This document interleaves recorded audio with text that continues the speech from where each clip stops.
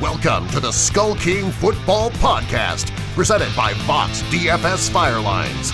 Now, here are your hosts, Justin and Ryan Skullrood.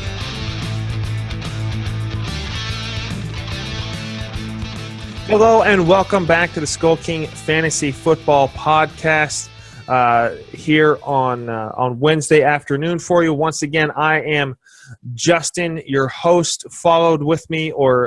Joined with me is Ryan, our founder and co-host. Why don't you say something, Ryan? Hey, how's it going, guys? Yeah, very, very profound. There we go. We have an exciting show for you. I am super excited. I've got some bum news that happened to me this week, which will, I'm sure, affected a lot of you as well. We're going to go over some news and notes. Obviously, today we're also going to be covering our daily fantasy advice. And then we're going to do our pick 'em and stick 'em game and then cover a few players who you should start this week due to some injuries, some upside, and some key matchups. And so before any further ado, we're going to get right into the news because there's a lot of news that broke today. I want to start with the situation in Chicago is continuing to get worse with Kevin White being placed on injured reserve for the next 8 weeks due to injury. If you paid attention to our last episode, we talked about Eddie Royal being a very, very important person to pick up and target on your waiver wire. He is still available in over 50% of leagues. So if you were a Kevin White owner, you need to go out. Say again? Eddie Royal's still available in 50% of leagues? Eddie Royal was still available in 50% of leagues as of earlier this morning. So basically every league that I'm not in, he's available. Yeah, basically every league. Well, he's still available in 3 leagues I'm in, but those are 8-person leagues, and so they're not worth picking up Eddie Royal to play in an 8-person no flex leagues. But another injury that happened that was announced today is for those of you who have Latavius Murray, this is the sad news I was talking about. I've been trying to offload Latavius Murray for a couple of weeks now. I am a little upset that no one was able to bite, but obviously the running back situation in Oakland is not very good right now. They're just not getting anybody any attempts. 15 rushes last week. Moving forward, at least for this week, it looks like Jalen Richard and DeAndre Washington will split the load in his absence. Moving on to Detroit, Eric Ebron is not expected to play against the Eagles in Week 5. This is bad news for those of you who got this news today and were not able to get a solid tight end to replace or at least to add in. Once again, we talked about Cameron Brate in the last episode as a tight end you should target. I got him in 2 of my leagues. I didn't get him in the 3rd that I was targeting him because of waiver order. There is a couple options that may still be available to you. I know Hunter Henry, because it looks like Antonio Gates may be out 1 more week at least. As long as he is out, Hunter Henry is going to be a tight end 1 option. This last game he finished with, what was it? I believe it was 4 catches on 7 targets for about 68 yards in the TD. So he is still going to he will fill that Antonio Gates role very well. He's younger and can take the beating a little bit better than Antonio Gates can right now. And he's also playing the Oakland defense, which is god-awful right now. The Oakland defense is giving up, let's see, I've got it right here, 326 pass yards a game. So that's bad if you can do math. And so to touch on a defense really fast, after placing defensive end J.J. Watt on IR, the Texans have done the same with defensive end Devin Still. This is only notable because a lot of people have Houston as a defense. This may not be as big of a news, obviously, as the J.J. Watt, but with them continuing to lose defensive ends, their effectiveness in the run game may continue to falter. you may want to look at a different defense depending on matchups. You and I both stream defenses for week to week. Correct. Unless you're lucky enough to have the Minnesota defense, who it doesn't matter who they're playing, they're going to get 15, 16, and in some cases 20-plus points based off their matchup.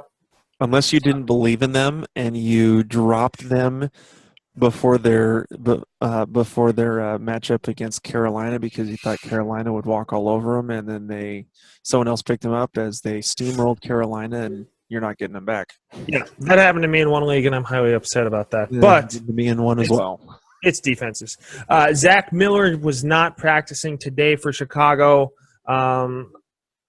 I don't see this as too big of an issue. Zach Miller is a veteran, good to go. Brian Hoyer's been targeting him a lot. Zach Miller is very, very productive. I think this is more about rest. Wednesday missing practice is not the biggest of deals, especially for those who have been in the league a long time and have been on the same team for a long time. Unless you're playing on Thursday night. Yeah, unless you're playing on Thursday night, then that's really bad. We won't get any sort of news on Cam Newton because Carolina Panthers do not have to report any sort of injury news until tomorrow because they play in the Monday night game. So I'm sorry we can't give you a lot of information on Cam Newton. By the time you hear this, something will have probably broken in terms of news, but that is the unfortunate situation we're in. Please pay attention to that if you have Cam Newton. One thing I would mention is to look at Derek Anderson as a potential handcuff for you because you're not worried about something happening on Monday and the quarterback you had as your handcuff has already played. Derek Anderson is very, very serviceable in a spot start, and it would be the easiest switch up until the start of the game. So that's what my advice would be if you have Cam Newton, if Derek Anderson's available. Hopefully no one in your league has a vendetta against you and is picking up Derek Anderson just to shiv you.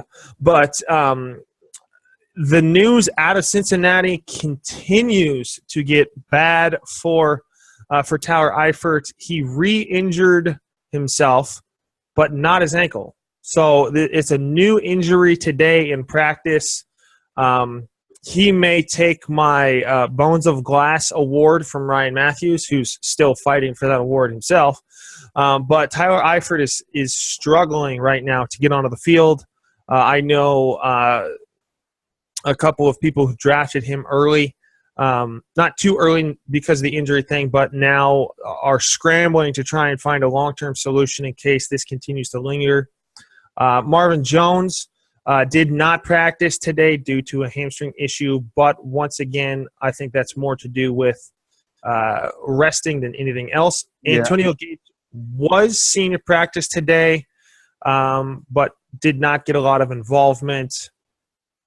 Frank Gore did not practice today. One thing we mentioned on the Monday show is that Matt Forte was seen on a cart leaving the field at the end of the Seahawks game.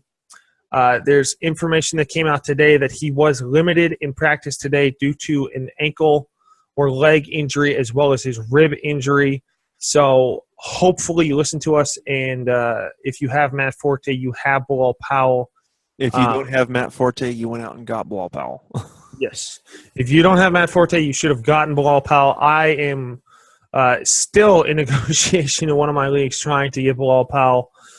Too bad the information broke literally right as I hit submit on a trade, and Latavius Murray was injured and will be out for this week. Dez Bryant's chances of playing on Sunday are minuscule, very, very tiny. And that so was actually the quote. That was actually the quote. Wasn't very tiny. The chances yes, are tiny.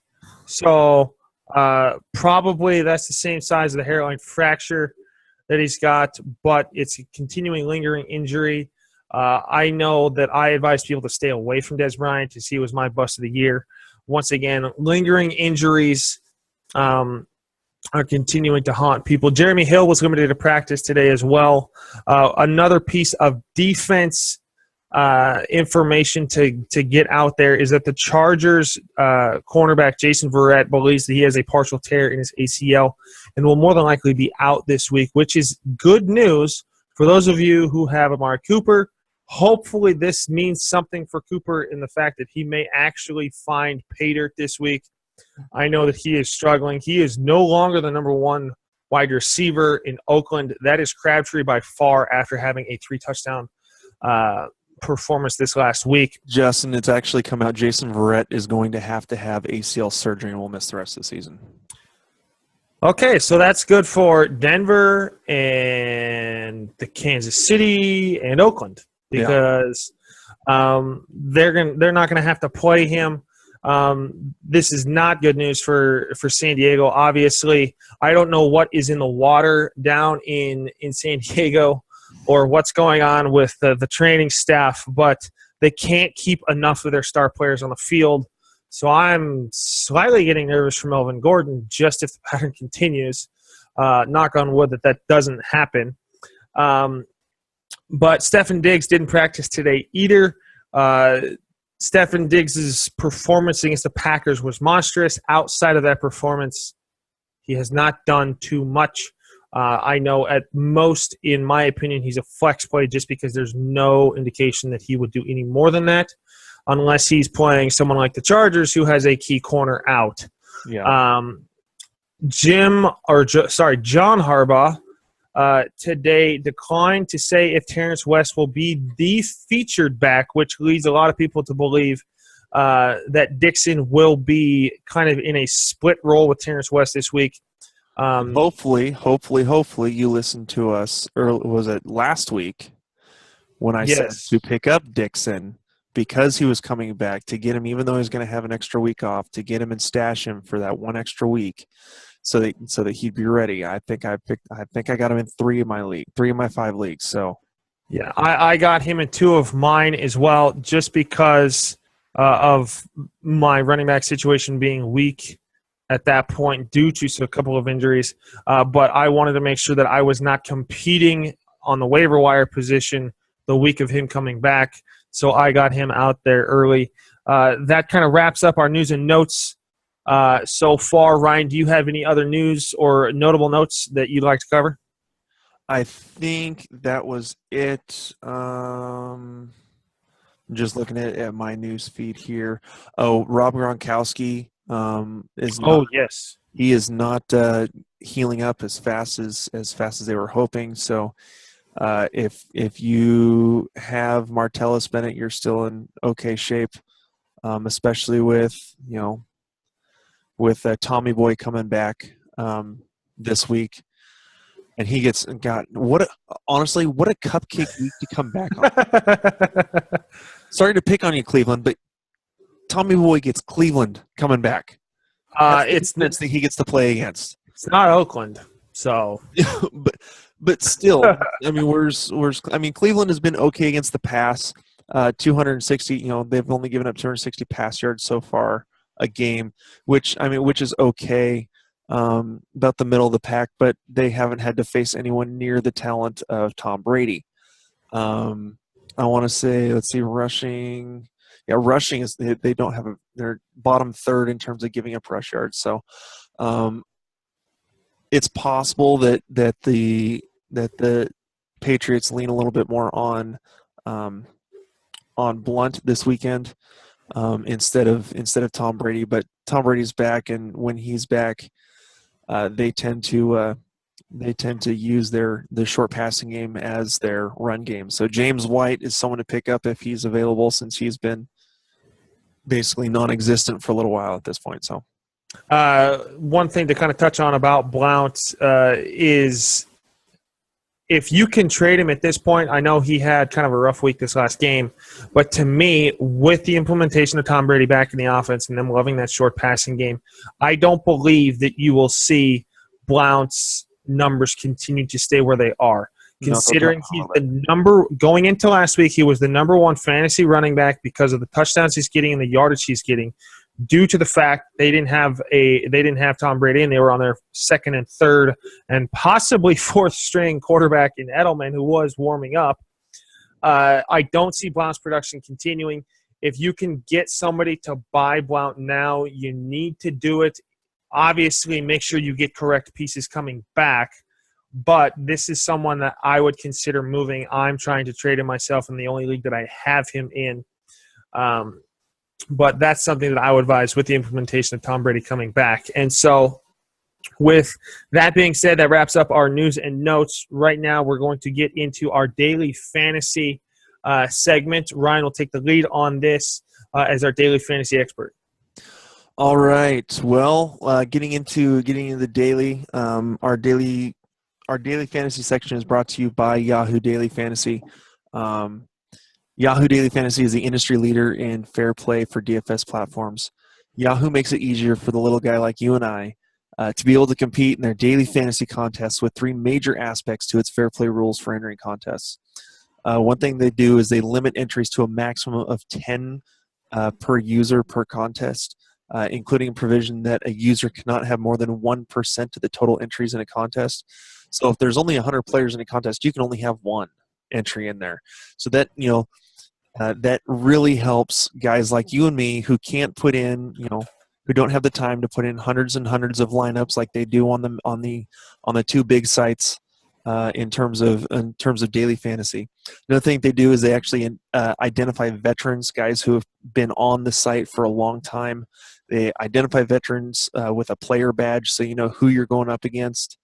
You can actually, when you get into a contest, you can actually look to see who all is in that contest, what veteran players are in there, and they also eliminate and prohibit scripting tools to upload or edit entries, just making it easier for you for again the little guy like you and me to be able to get in there and put in our entries and be able to play on as level a playing field as possible. If you want to play daily fantasy without worrying about playing against the pros, again, Yahoo is the place to do it. It's a half-point PPR. They do a little bit different in their. They're a little bit different in their the way they project players in terms of budget. They don't do it in the thousands. They do a $200 budget. So yeah. And one last thing, we have a special deal going on right now for everyone who signs up for a brand new Yahoo account through Skulking Football. So if you've not done Yahoo Daily and you want to check it out, sign up for a new Yahoo Daily Fantasy account and enter a paid contest, and you will get a free season-long premium membership from us at Skulking Football. So if you want the directions on how to do that, if you want to get into some daily fantasy, get onto Yahoo, earn some money. Again, the Vox guys, who are our main sponsors of this podcast, there's a bunch of them on there that are all over Yahoo. Absolutely love it, and have been cleaning up over there. So if you want to find out more about on how to get a free membership from Skulking Football through Yahoo and by entering Yahoo Fantasy, Yahoo Daily, go to skulkingfootball.com/Yahoo Daily in order to find out more. All right, so here we go. Let's get into our DFS section. Moving into week 5, the slate that the main slate I'm looking at is the 13-game slate for Sunday. So it's not going to have, you're not going to have Monday night, you're not going to have Thursday. This is just the Sunday games. We'll start out with the QBs, guys that I'm looking at for starting. I know before I've kind of done the $20 value plays on Yahoo. What I'm doing today is I'm looking at the guys that you just plain want to start, whether they're a great value or not. These are the guys you want. If you're willing to spend the big money, Phillip Rivers and Derek Carr are both $38. They're going up against each other. They are two of the worst pass defenses in the league. You should be all set. Tom Brady, the reason I would not go with Tom Brady, one, he's $40. He's going to eat up a ton of your cash for your budget. Yes, he's playing Cleveland at Cleveland. However, the thing about Tom Brady is everyone's going to own him. Everyone's going to want him. And if you want a little bit of an edge, play a little bit contrarian. Don't pick what everyone else is getting. Unless you know that he is guaranteed for a big game, go a different direction. That'll help you out and actually make it a little bit better for you. So the guys that I'm looking at Carson Wentz. He's going to be $34 towards your budget. He's going up against Detroit in Detroit. Detroit's defense, let's see, let me load it up here. Passing, they're giving up 272 passing yards a game. They've given up 12 passing TDs so far. So they only have one interception. They cannot stop anyone throwing the ball down in the end zone. So if you want a decent play right there, Carson Wentz at $34. Another couple of guys to look at, Brian Hoyer going up against Indianapolis. Indy's not much better. They're actually a little bit worse in terms of giving up the passing. They've only given up 5 TDs, but they give up 277 yards through the air. So with the connection that Brian Hoyer's had with Eddie Royal and with Zach Miller, I think if you could stack the 3 of them, or maybe if you wanted to go like I actually had a question about this in my chat on Vox today, my Q&A that I do every week with them. Kind of the best way to stack a lineup is I said that the best value stack to go with maybe for this week would actually be going up against Indianapolis, going with a Brian Hoyer at quarterback. It's only $27. Eddie Royal is a value at only $18, and then Jordan Howard at $21. The Indianapolis defense is just it's horrible. They're beat up, so I think that would be a great stack to go with. Moving on, one more quarterback. Looking at Derek Anderson. Especially if Cam Newton's gone, Derek Anderson would be a solid play. If you're going to go that way, he's only $27 going up against Tampa Bay, stacking with Greg Olsen. Derek Anderson tends to trust Greg Olsen a whole lot more than most others quarterbacks with their tight ends. He likes throwing to Greg Olsen. Greg Olsen is already a solid play. He's going to be a little bit more on the spendy side, but at $23. But if Derek Anderson is there, play him, stack him with Greg Olsen, you should be in for a good amount of points against a not so great Tampa Bay defense. All right, so let's getting into running back. I mentioned him a little bit earlier. Jordan Howard at $21. Justin and I lovingly call this guy Brother Bear. Brother Bear, and the story behind that is Justin is a twin, and Justin's twin brother's name is Jordan Howard. So Jordan Howard scholar. So and Jordan Howard for the Bears plays for the Bears, so we call him Brother Bear. So Brother Bear, Jordan Howard, $21, going up against the Indianapolis defense, who is giving up 100+ yards per game and has given up 5 TDs on the ground already. So he's at $21. He's going to be a value when you consider that some of the other running backs that are going right now, LeGarrette Blount at 35, Le'Veon Bell 35, C.J. Anderson 35. So I think it's getting him at a value at $21 is really going to be good for you. They're playing indoors, Indianapolis. It's going to be faster, so I think he would be a really solid play for you. The next 2 guys are also going to be value guys. Again, going back to the way I play season long, I am a 0 running back draft strategy guy, so I spend big early on my draft picks on wide receivers, go with the value late in the running backs, and that's kind of how I've been playing my daily fantasy as well. And it's actually hasn't been terrible, hasn't been great, but it's been kind of leveling out, just not necessarily picking the perfect guys each week. But here we go. A great value, Terrence West for the Baltimore Ravens. He's only $17. Now, again, we talked about earlier how Harbaugh was saying that he's not going to commit to going to Terrence West. We're pretty sure that means that they're going to want to make sure to get Kenneth Dixon involved. However, Terrence West is going up a Washington defense who is giving up 133 rush yards per game. They are absolutely horrible defending the run. They are the 3rd worst. They've given up 8. Make sure I got that. Yeah, okay.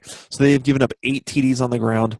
They are I want to say they are actually leading the league in TDs given up. Them and New Orleans both giving up 8 TDs. So Washington is terrible against the run, giving up 4.9 yards per carry, 133 yards a game, 8 TDs. So this is a defense that you want to exploit. And I really think that Terrence West is the guy to go with. At, again, $17, that's a huge value. That's going to save you some cash for, in a half-point PPR, some of those higher budget wide receivers. And then one more running back, DeAndre Washington, with the news that Latavius Murray is probably going to be missing Sunday's game. They're going to be splitting carries between, Jalen Richard and DeAndre Washington. Washington's only $10. Again, the San Diego defense is absolutely terrible. In terms of the run game, where's San Diego? Let's see if I can find one here. San Diego. Their defense in terms of rushing hasn't been terrible. It's been better than people expected, but I think that's because everyone's throwing on them anyways. I mean, they've been getting into shootouts where San Diego's been having to throw the ball a whole bunch. They've been scoring a whole bunch of points, so the other team's going to have to come back, and they throw the ball a whole bunch. So San Diego's actually only giving up 82 yards a game. But I think with the division rivalry on this one, the game is in, let me see. Where is this game? Is it in San Diego? Shoot, I lost it. Let me look it up real quick. I hate it when I do this. So unprepared. This is we're an absolutely professional podcast, aren't we? Here, it's in Oakland, so that'll help out Oakland a little bit in terms of the run game. I think that'll boost them a little bit. So DeAndre Washington again at $10. I think with them only having really 2 running backs to choose from instead of spreading the ball out between 3, DeAndre Washington could be a good value to help you out there. All right, going into wide receivers.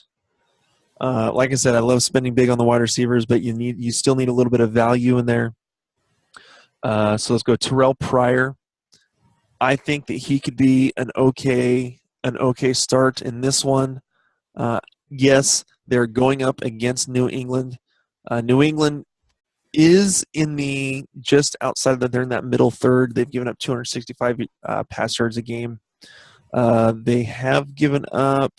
They've only given up 5 TDs, but Terrell Pryor, the way that they can play him, the way that Cleveland can play him, running the ball out of the backfield, being a quarterback, and just the fact that he is a beast and can catch the ball, his size.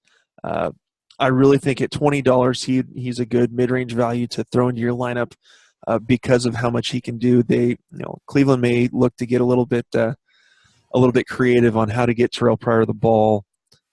And how to and honestly, I think that's just great for anyone who's involved in fantasy. So we talked about earlier Eddie Royal going up against that Indianapolis defense with Kevin White going out. Eddie Royal is now the wide receiver 2. There's no return yard scoring for any DFS platforms that I know of. So if you've got him in season long and you have return yards, that's great. But in terms of DFS, he's going to get the targets. Again, basically Hoyer's 3 targets now throwing the ball are going to be Alshon Jeffrey, who he apparently doesn't like to throw to for some stinking reason, Eddie Royal, and Zach Miller. So Eddie Royal at $18 is going to be a good value for you. Next, Quincy Enunwa at $18. The Jets are playing. Let's see. The Jets are playing Pittsburgh, and so at $18, here's the deal with Enunwa. Enunwa is the leading receiver, not only in targets but in yards in the New York Jets offense. I don't think. What does he have? Does he have 1 TD?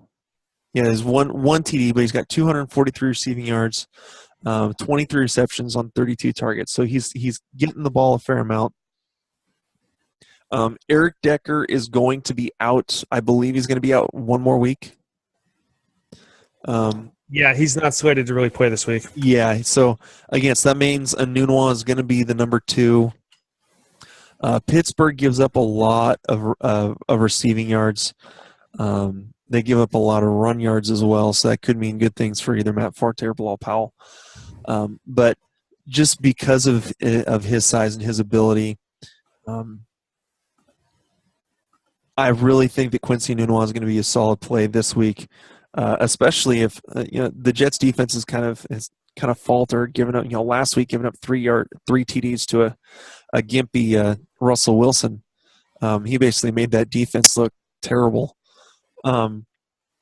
Pittsburgh is going to put up the points. I believe this game is in it's in Pittsburgh, so Pittsburgh's going to be throwing the ball around the yard, which means Fitzpatrick's going to have to throw the ball around the yard in order to keep up, which means more targets for Quincy Nunwa. So I think it's a good thing to have him. Again, high targets and the high catches are always good in a PPR format. One more, man, I'm going forever here. One more wide receiver, Tyrell Williams. It's $21. San Diego offense going up against the Oakland defense, who is the worst pass defense in the league, giving up 326 pass yards a game. So Tyrell Williams would be a solid guy to go with mid value. Your tight ends, again, we talked about that Carolina stack going with Greg Olsen and Derek Anderson. It's always a solid stack. If whether you're going to have Cam Newton if he starts, or Greg Olsen or Derek Anderson, both of them love throwing to Greg Olsen. So if you want to spend a little bit extra on the tight end with Greg Olsen, he's going to be a great stack with Derek Anderson. Could even get a little bump with Anderson playing. Zach Ertz is finally back. Here's the deal with Zach Ertz. It's kind of a coin flip on whether or not to actually play him. I have him in one of my season-long leagues. It's a 20-team league that luckily had an IR spot, so I was able to stash him on the IR and kind of have no choice but to play him this week. But Philadelphia is going up against Detroit, who is the second worst defense in terms of fantasy points against tight ends. You got a tight end going up against Detroit, you're basically guaranteed a touchdown from your tight end at this point, at least one. So Zach Ertz could be a solid play. I think they're going to be passing the ball a bit. So, and then Hunter Henry, we talked about this in the news and notes with Antonio Gates being out. Hunter Henry's only $14. And if Gates is out for sure, again, that's going to be another shootout in the Oakland-San Diego game. Hunter Henry is going to be a really solid play for you. Again, the Oakland defense is horrible, giving up the pass yards, so Henry's going to be a solid play there. And finally, we get our two defenses that I'm looking at. Where I'm going with this, again, you want to find value. Yes, Minnesota is an absolute lock of a defense every time they go out there, but looking at Buffalo, who's going up against LA. LA is the worst defense, or is the worst offense in the league right now. They're averaging only under 270 yards per game. They barely have over 1,000 yards in 4 games in terms of offense. So Buffalo really showed a little bit in the way they were able to shut down the New England offense. Of course, they didn't have Tom Brady, and Tom Brady tends to shred Buffalo's defense. But Buffalo was able to really shut down New England, and I think that'll give them some confidence going into LA, whose offense is absolutely putrid right now. So I really think that they could really show something and could be a solid play for you against the league's worst offense. All right, so let's move on. I think that's all that we have for our defense and all we have for our DFS.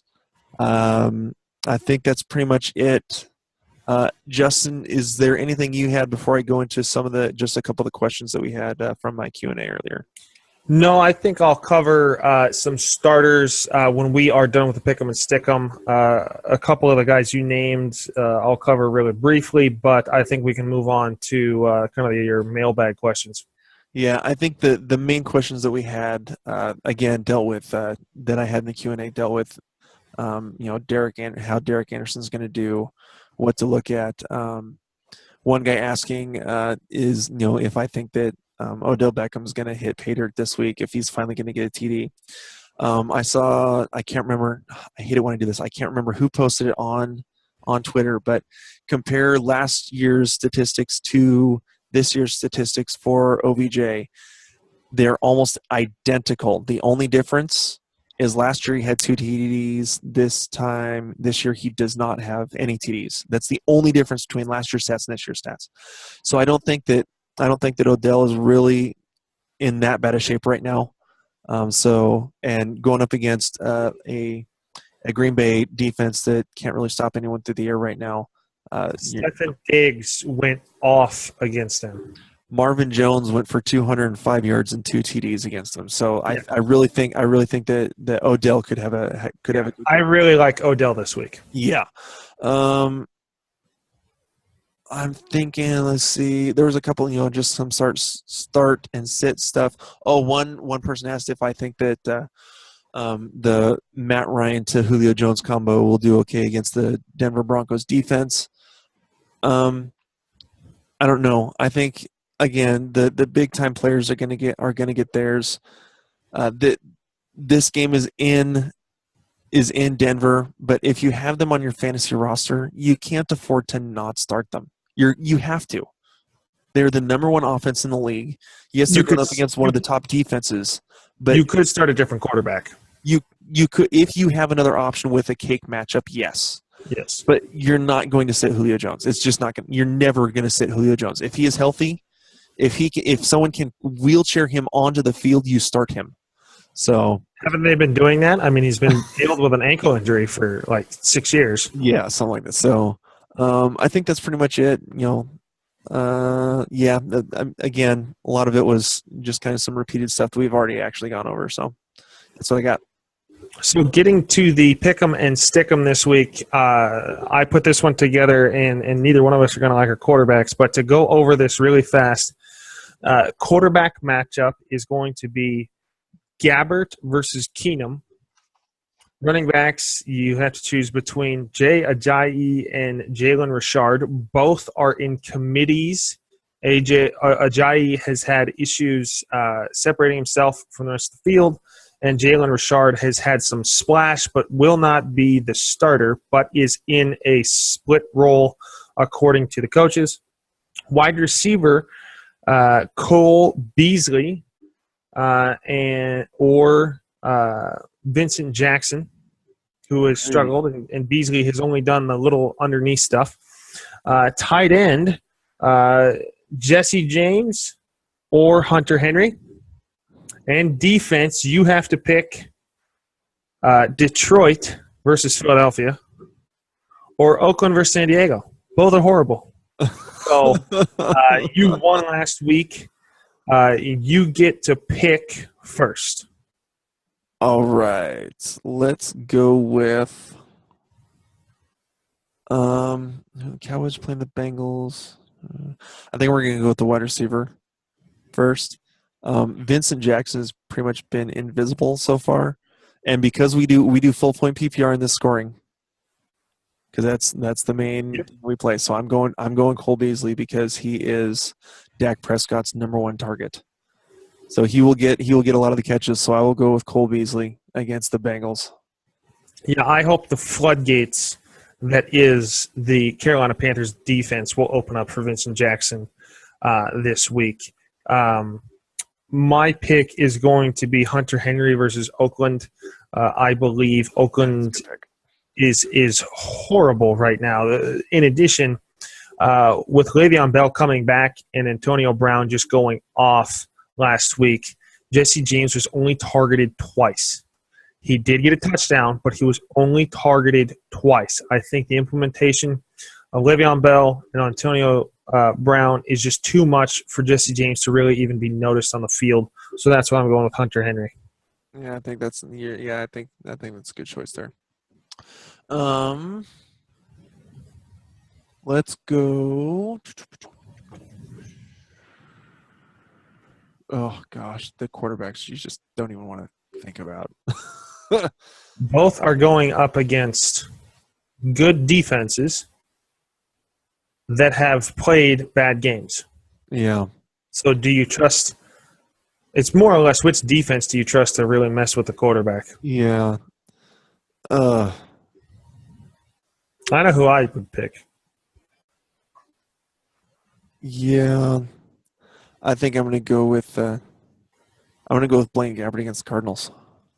Good, because I was going to go Keenum because he did fairly well last week, although he didn't – I mean – well, this game is the 49ers Cardinals game is in San Francisco, so I think that gives a little bit of a boost to the 49ers. Plus, I'm pretty sure at this point that Palmer is not playing in the Thursday night game. No, he is not. Which means I believe Drew Stanton is their quarterback, which means that they're going to be off the field a lot. Their defense is going to be on the field a lot. So, yeah. So for that reason, I think I'm going to go Blaine Gabbert in this one. Okay, I am definitely going to go with the running back situation, and I'm going to go with Jalen Richard. The whole Oakland running back situation has been kind of a mess this year so far. They're not running the ball enough, in my opinion, and they need to – now that they're down to 2, there can be at least some chemistry or some sort of confidence built rather than this, okay, you ran the ball, now get in the back of the line and Washington comes in. Now Washington ran the ball once, and now Jalen Richard comes in. He's had – these are his carries in the first 4 games: 3 against New Orleans, 6 against Atlanta, 6 against Tennessee, and 2 against Baltimore. I believe his production will go up because he has had that flash and that splash ability. DeAndre Washington as well. But with the report of it being a split level, I really just do not like Jay Ajayi. The whole Miami merry-go-round is worse than the Oakland merry-go-round at running back, which actually says something, but I'm going to pick Jalen Richard. Well, I'm semi-okay with that because Adam Gase came out and said that he made a big mistake in going with the 4 running back by committee. So I'm pretty sure preschoolers knew that was a mistake.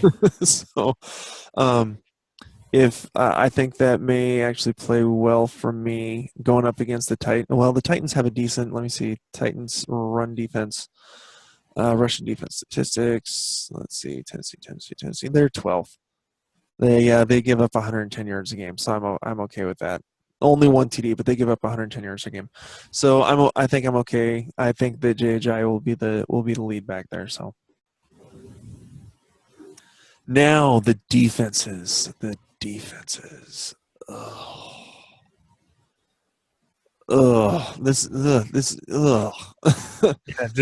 picked gross on purpose. Yeah, that's what I guess what makes this fun, I guess is the word to use. The whole point was to pick teams to make it. You got to pick somebody who's not good. Yeah, I think I'm going to go with the Lions defense against. Dang you! Against the Eagles. I think the Lions being at home could do a little bit more. The Raiders and Chargers, that's just going to be an absolute shootout. I mean, I put the over-under on that one at like 55, 60 points. Yeah, you kind of put me into a quandary because I want to root for Hunter Henry, but I don't want San Diego to score. You're welcome. So hopefully Hunter Henry gets like 2 touchdowns and Oakland gets like 2 pick sixes. Philip Rivers is good for that, though. Yeah.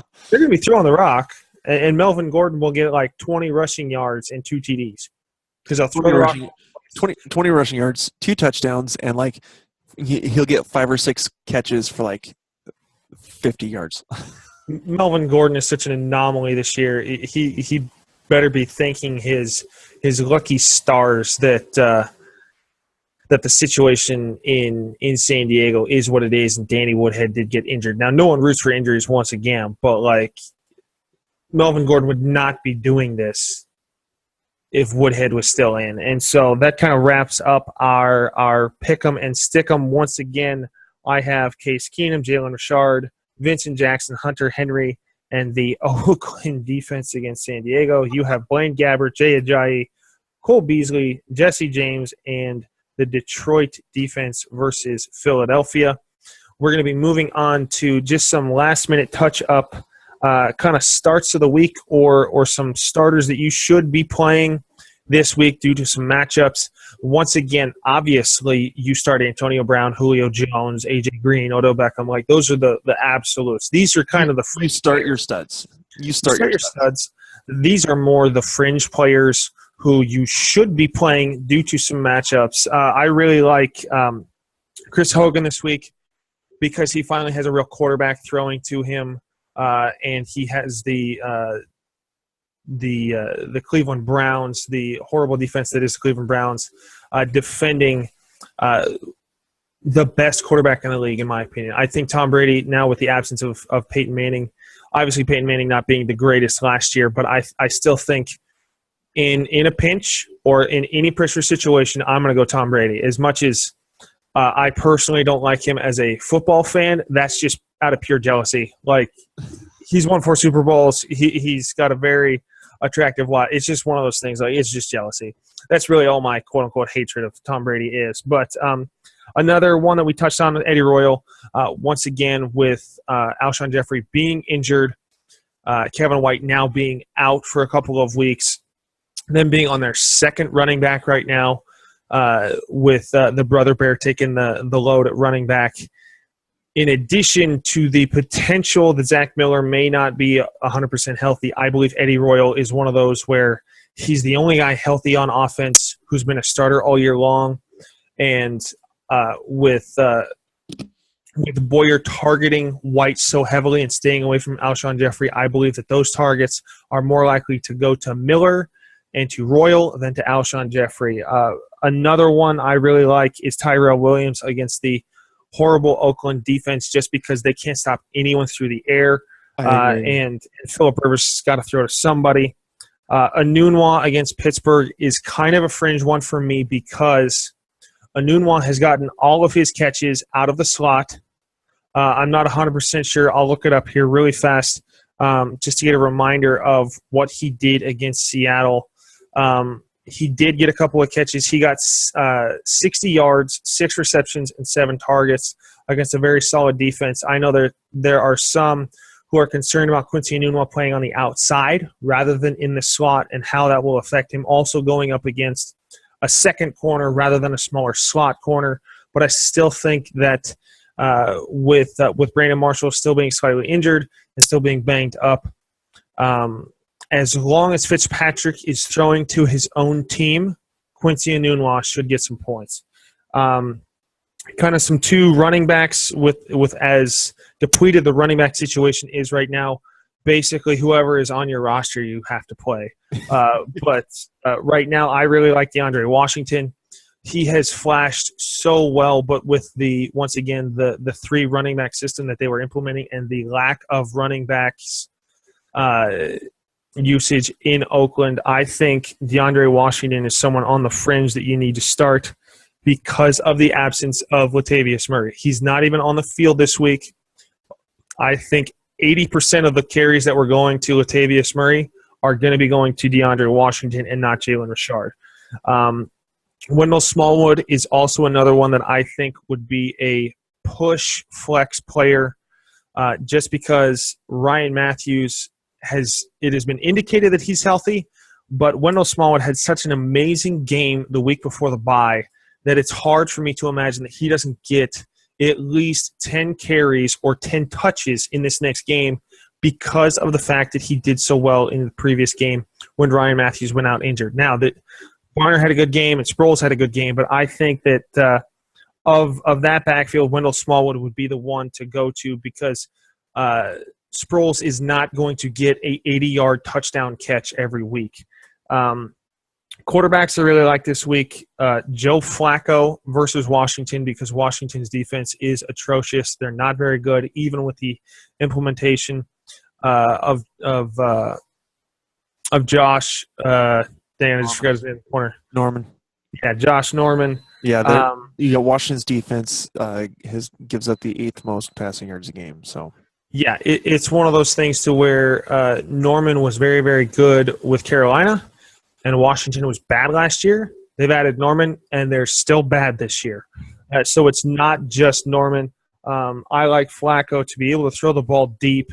In addition, I also like Eli Manning. I know a lot of people, we kind of talked in the last show that Eli Manning has kind of been a bust so far early in the season, but he's going up against the Packers defense that once again may be without Sam Shields. And we know what Marvin Jones did. Marvin Jones is the number one receiver in the league because he played the Packers.